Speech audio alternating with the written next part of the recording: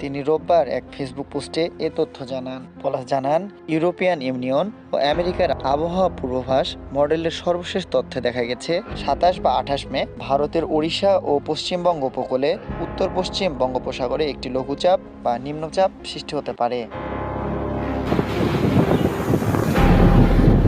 এই সম্ভাব্য লঘুচাপ বা নিম্নচাপের প্রভাবে ২৯, ৩০ ও ৩১ মে টানা ৩ দিন রংপুর, ময়মনসিংহ, সিলেট ও চট্টগ্রাম বিভাগের জেলাগুলোতে রেকর্ড পরিমাণ বৃষ্টি হতে পারে। তিনি আশঙ্কা প্রকাশ করে বলেন, বাংলাদেশ ও ভারতের আসাম ও মেঘালয় রাজ্যের ৫-৬ মিলিমিটারের বেশি বৃষ্টিপাত হতে পারে।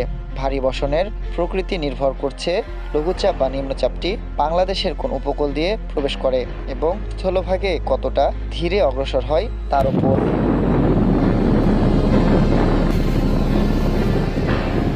আবহাওয়া গবেষকরা বলছে, সম্ভাব্য ঘূর্ণিঝড় ও ভারী বৃষ্টিপাতের কারণে বন্যা, ভূমিধস এবং শহরাঞ্চলে জলাবদ্ধতা দেখা দিতে পারে। সেই সঙ্গে কৃষিকাজ ও জনজীবনে বড় ধরনের প্রভাব ফেলতেও পারে।